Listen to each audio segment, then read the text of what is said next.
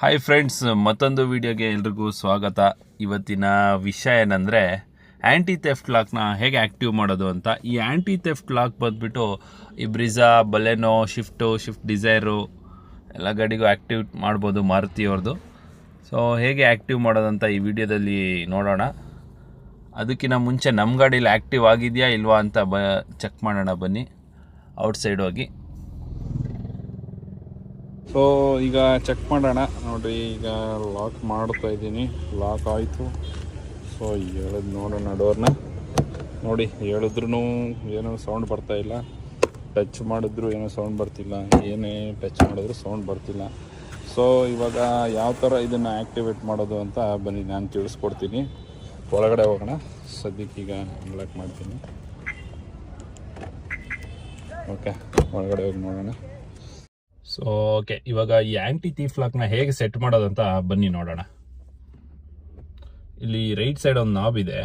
ಈ ನಾಬ್ನ long press ಮಾಡಿ ಇಟ್ಕೊಂಡ್ರೆ 3 ಸೆಕೆಂಡ್ ಹಿಂಗೆ ಇಟ್ಕೊಂಡ್ರೆ ನೋಡಿ, ಈ ಥರ ಬೀಪ್ ಸೌಂಡ್ ಒಂದು ಬಂದು ಕ್ಲಾಕ್ ಅಂತ ಓಪನ್ ಆಗಿದೆ. ಅದೇ ನಾಬ್ನ ರೈಟ್ ಸೈಡಲ್ಲಿ ಈ ಥರ ತಿರುಗಿಸಿದ್ರೆ ಫಸ್ಟ್ ಒಂದು ಡೋರು, ಸೆಕೆಂಡ್ ಲೈಟ್ ಬಂತು, ಮೂರನೇದು ಸೆಕ್ಯೂರಿಟಿ ಅಂತ. ಸೆಕ್ಯೂರಿಟಿ ಅನ್ನೋದನ್ನೇ ಮತ್ತೆ ಅದೇ ನಾಬಲ್ಲಿ ಪ್ರೆಸ್ ಮಾಡಬೇಕು. ಪ್ರೆಸ್ ಮಾಡಿದಾಗ S2 ಅಂತ ಬಂದಿದೆ ನೋಡಿ.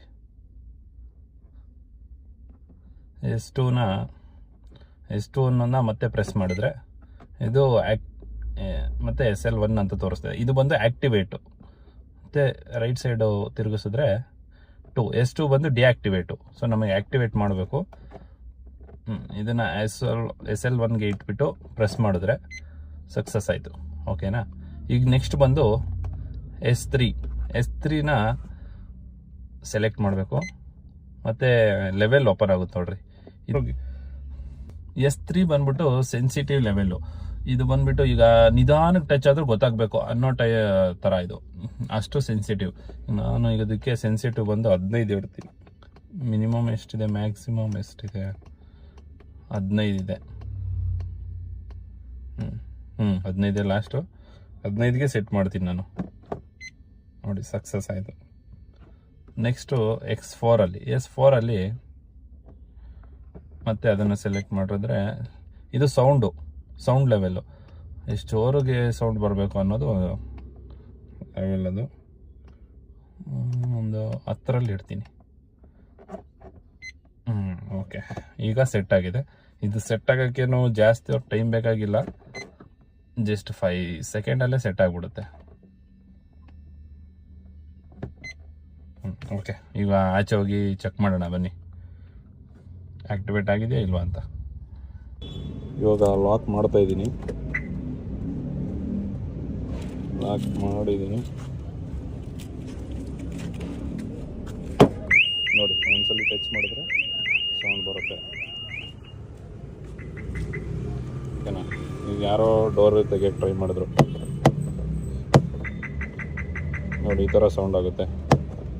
ಈಗ ಯಾರೋ ನಮ್ಮ ಟೈರಿಗೆ ಟಚ್ ಮಾಡಿದ್ರು, ಬಂದು ಟೈರಿಗೆ ಗುದ್ಬಿಟ್ರು, ಏನೋ ಮಾಡಿದ್ರು, ಈ ಥರ ಸೌಂಡ್ ಬರುತ್ತೆ. ಅದೇ ನೀವು ಅದರಲ್ಲಿ ಸೌಂಡ್ ಲೆವೆಲ್ ಜಾಸ್ತಿ ಮಾಡಿಕೊಂಡ್ರೆ ಸೌಂಡ್ ಜಾಸ್ತಿ ಬರುತ್ತೆ. ನಾನು ಸೌಂಡ್ ಲೆವೆಲ್ ಕಡಿಮೆ ಇಟ್ಟಿರೋದ್ರಿಂದ ಸೌಂಡ್ ಕಡಿಮೆ ಬರುತ್ತೆ. ಇಷ್ಟು ಈ ಥರ. ಈಗ ನಮ್ಮ ಟೈರ್ಗೆ ಓಕೆ ಸೆಟ್ ಮಾಡೋದು ನೋಡ್ಕೊಂಡ್ರಲ್ಲ, ಸೇಮ್ ಅದೇ ಥರ ಸೆಟ್ ಮಾಡ್ಕೊಳ್ಳೋದು ಈಸಿ ಇದೆ. ಇವಾಗ ನೀವೆಲ್ಲ ಊರಿಗೆ ಹೋಗಿರ್ತೀರ, ಟಚ್ ಮಾಡ್ಕೊಂಡು ಹೋಗ್ಬಿಟ್ಟಿರ್ತಾರೆ, ನಿಮಗೆ ಗೊತ್ತಿರಲ್ಲ, ಇಲ್ಲ ಮನೇಲಿ ಇದು ಸೌಂಡು ಬಂದಿರಲ್ಲ, ಕೆಲವು ಟೈಮ್ ಆಗುತ್ತೆ ಆ ಥರ. ಅವಾಗ ನೀವೇನಾದರೂ ಬಂದು ಎಗ್ನಿಷನ್ ಏನಾದರೂ ಆನ್ ಮಾಡಿದ ತಕ್ಷಣ ನೋಡ್ರಿ, ಈ ಥರ ಸೌಂಡ್ ಬರುತ್ತೆ ನೋಡಿ. ಈ ಥರ ರೆಡ್ ಕಲರು ಲೈಟ್ ಬರ್ತಾನೆ ಇರುತ್ತೆ. ಯಾರಾದರೂ ಟಚ್ ಮಾಡ್ಕೊಂಡು ಹೋಗಿದ್ರೆ, ಇಲ್ಲ ಟಚ್ ಮಾಡಿದರೆ ಗಾಡಿನ, ಈ ಥರ ಬರುತ್ತೆ. ಓಕೆ ಫ್ರೆಂಡ್ಸ್, ನೋಡಿದ್ರಲ್ಲ ಯಾವ ಥರ ಸೆಟ್ ಮಾಡ್ಕೊಳ್ಳೋದು ಅಂತ. ಸೇಮ್ ಇದೇ ಥರ ಈಸಿಯಾಗಿದೆ, ಸೆಟ್ ಮಾಡ್ಕೊಳ್ಳಿ. ಯಾರೆಲ್ಲ ನಿಮ್ಮ friends Swift Dzire, Swift, Baleno, hatchback ಗಾಡಿ ಮಾರುತಿಲಿ ಯಾರ್ಯಾರು ಯೂಸ್ ಮಾಡ್ತಿದ್ದಾರೋ ಅವ್ರಿಗೆಲ್ಲ ಶೇರ್ ಮಾಡಿ.